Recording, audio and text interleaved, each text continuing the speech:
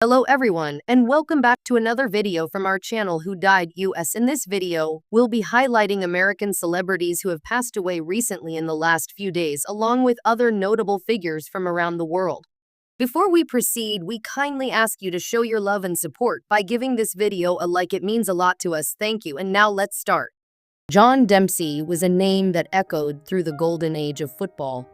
He began as a determined young defender and rose to become a legend whose story intertwined with triumph and turbulence. On November 6, 2024, the world bid farewell to the 78-year-old who once ruled the pitch with an iron will and a fierce dedication to the game. Born in England in 1946, Dempsey was destined for greatness. He joined Fulham in 1963, making 149 appearances in 6 years before Chelsea came calling in 1969. With a £70,000 transfer, he became part of Chelsea's rise to glory. His tenacity on the field shone brightest during the 1970 FA Cup, where he helped secure victory in a hard-fought battle against Leeds United. A year later, Dempsey immortalized his name with a thunderous volley in the Cup Winners' Cup final against Real Madrid, propelling Chelsea to a historic 2-1 win. Yet football is never without its challenges. The later years at Chelsea saw struggles as the team descended to Division II. Dempsey departed in 1978, heading to the Nassau with Philadelphia Fury. In 1979, he was crowned Defender of the Year, triumphing over legends like Franz Beckenbauer. Even beyond football, Dempsey's journey was marked by resilience and reinvention. He worked with autistic adults, managed teams like Dundalk, and embraced charity. He carried his legacy with humility until his final day. John Dempsey's life was a symphony of highs and lows, triumphs and trials. A story to inspire generations to come. Basil Ben Baldanza was a man who turned turbulence into triumph.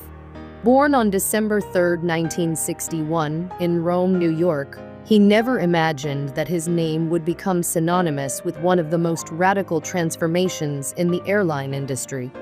On November 5, 2024, he passed away at his home in Arlington, Virginia, at the age of 62. Leaving behind a legacy of innovation and controversy.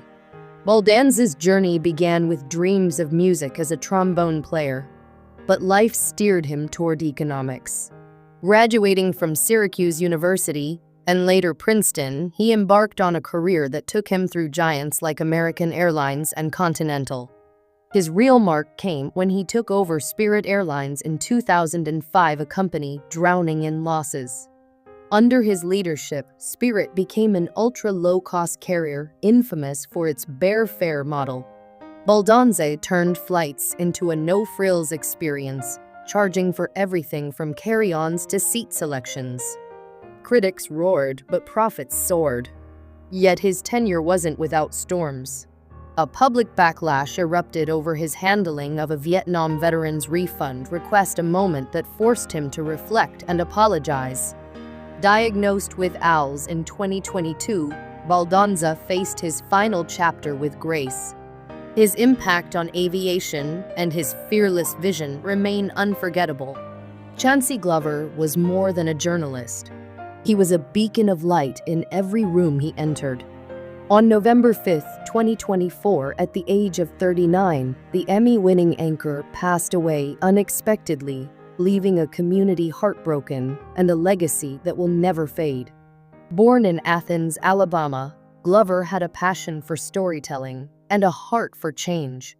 His career took him from Jacksonville to Detroit and Houston, where he became the first black man to anchor the main evening news at KTRK.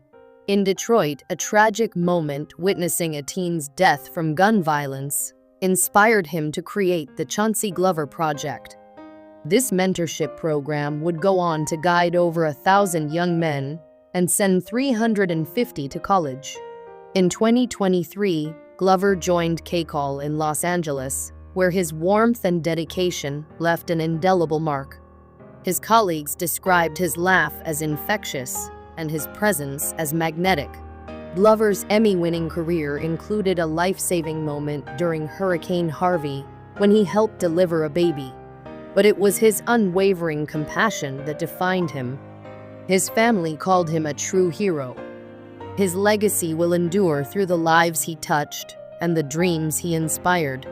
Charlie Turner's journey from a small town in West Virginia to the pinnacle of Canadian football is one of grit and triumph.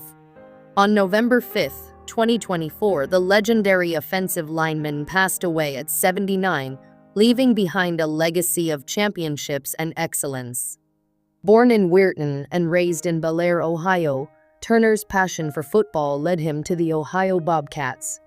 A stint with the Buffalo Bills in 1966 seemed promising, but fate had other plans. Mid-season in 1967, he joined the Hamilton Tiger Cats and claimed his first Grey Cup.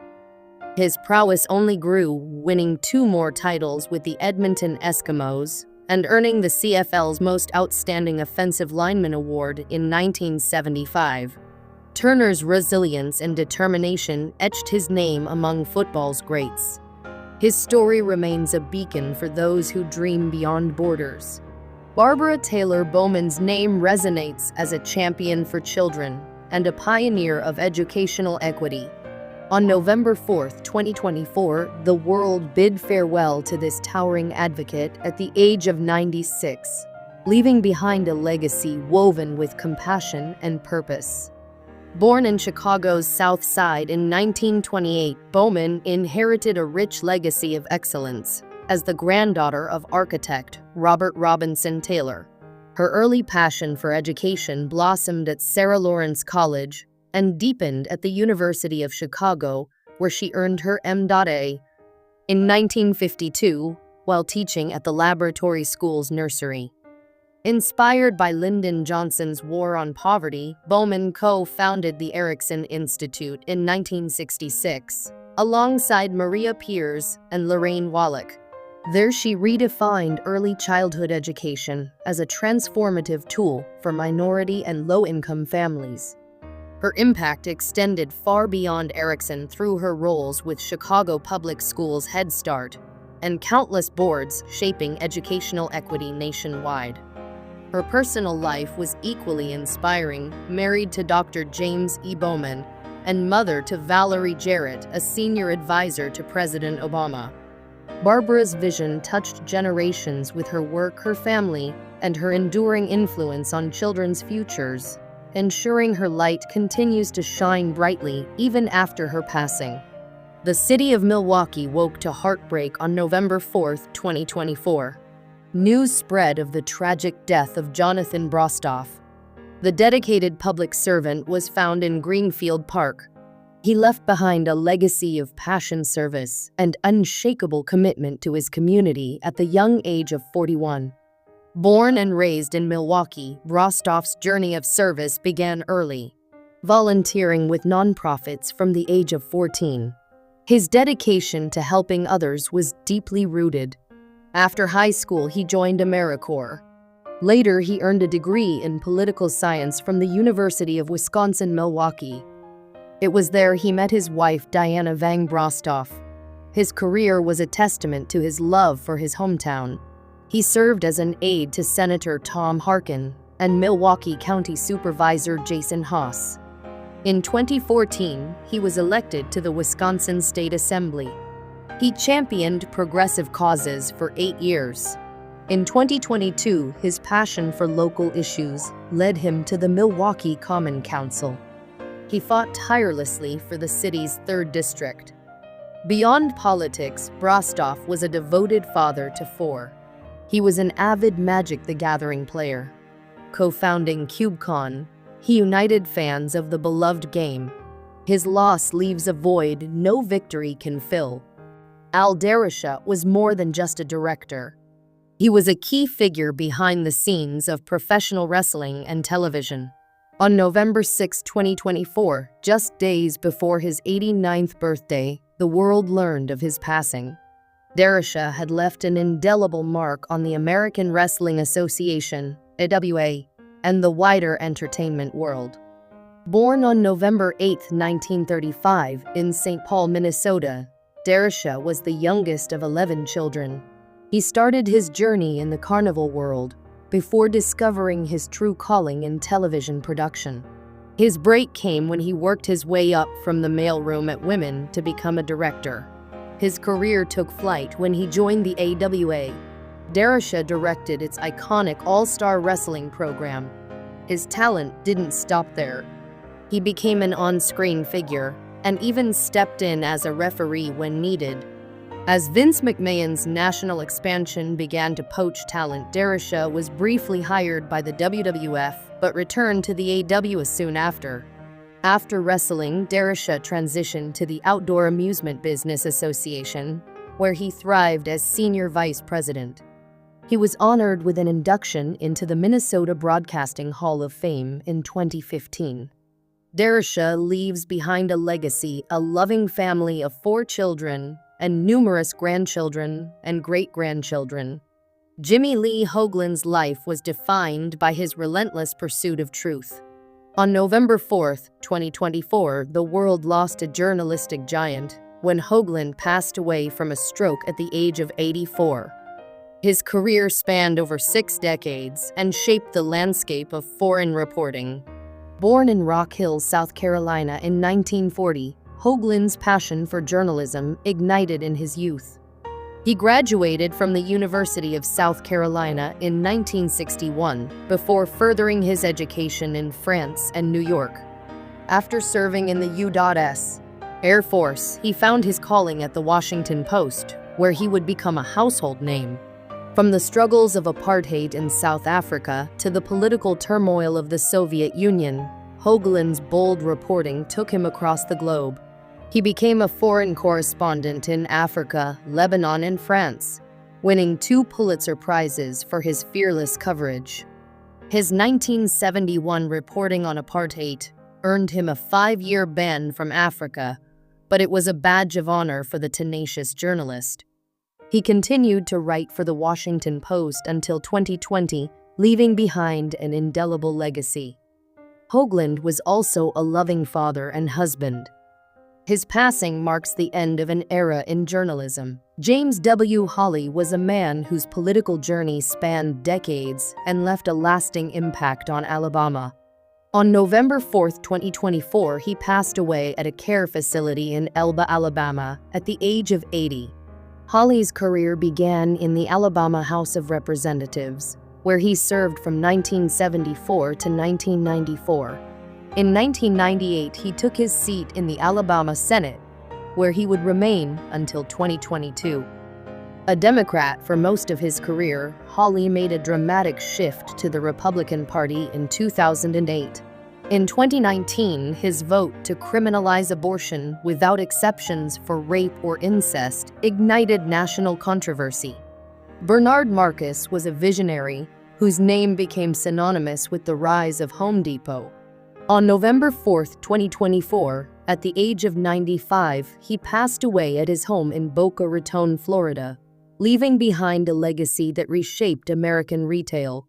Born in Newark, New Jersey on May 12, 1929, to immigrant parents, Marcus started his journey in the humblest of beginnings in a tenement. A pharmacy degree from Rutgers set him on a path that led to a monumental career in business. In 1978, he co-founded Home Depot with Arthur Blank, turning it into a retail giant. From his humble beginnings to becoming a billionaire, Marcus transformed the home improvement industry. As the company's first CEO and chairman, he built an empire that became a household name. But his life was more than just business. A philanthropist at heart, he gave away billions to causes that reflected his values, from medical research to Jewish and Israeli initiatives. In the political sphere, he was a force to be reckoned with, supporting conservative causes and figures like Donald Trump.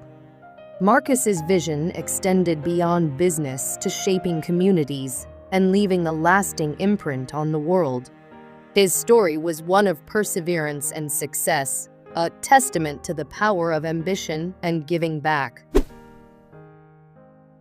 From outlaw country legend to American cultural icon, Willie Nelson's life is a testament to resilience, passion, and a deep-rooted love for music and freedom. As the 91-year-old country music legend reflects on his remarkable journey, it's clear that his legacy continues to shape the soundscape of American music and inspire generations of fans. Born during the Great Depression and raised by his grandparents in Texas, Willie's childhood was anything but easy. The struggles he endured would become the soul of his music, with gospel and traditional country shaping his early sound. These formative years instilled in him a deep connection to the working-class struggles and the healing power of music. Songs like Crazy and Nightlife, which he penned and were later made famous by Patsy Cline and Ray Price, were the first glimpses of the unique introspective style that would come to define him. Willie's disillusionment with the polished sounds of Nashville in the late 1960s set him on a new path. Alongside fellow outlaws like Waylon Jennings, he spearheaded the outlaw country movement, which rejected the mainstream music industry's conventions in favor of raw, authentic storytelling. His album Red-Headed Stranger was a pivotal moment in his career, breaking free from industry norms and earning Willie a loyal fanbase that resonated with his unvarnished sound. But Willie's influence goes beyond music. A passionate advocate for farmers' rights, he co-founded Farm Aid, an annual concert that continues to support struggling American farmers. His outspoken stance on issues like cannabis legalization and environmental advocacy further cemented his role as a cultural force. Willie's commitment to social justice and personal freedom made him a beloved figure across the country, amplifying his message of compassion, peace, and change. Despite facing numerous personal and financial struggles, including a notorious battle with the IRS, Willie's resilience remained unbroken. His 1992 album, The IRS Tapes, Who'll Buy My Memories, became a symbol of his ability to turn adversity into creativity. Over the years, Willie's influence grew, and with 7 decades of music under his belt, he has become a central figure in country rock and folk music. His voice, distinctive phrasing, and genre-blending approach continue to inspire musicians worldwide, earning him countless accolades, including Grammys and a well-deserved place in the Country Music Hall of Fame. At 91, Willie shows no signs of slowing down. He attributes his longevity and vitality to a vegan diet, meditation, and a positive outlook on life. "I'm in pretty good shape," he says, joking that he has no reason to worry about dying. He continues to tour and collaborate with new artists, ensuring that his message of creative freedom and living life to the fullest resonates with fans, both old and new. His 90th birthday celebration and the documentary that captured his life's work were a testament to the impact he's had on music and culture. Willie Nelson is not just a legend of country music. He's a symbol of resilience, passion, and the relentless pursuit of artistic freedom. As he continues to perform and advocate for causes close to his heart, one thing is clear: Willie Nelson's story is far from over. For more updates and insights into his incredible journey, like and subscribe.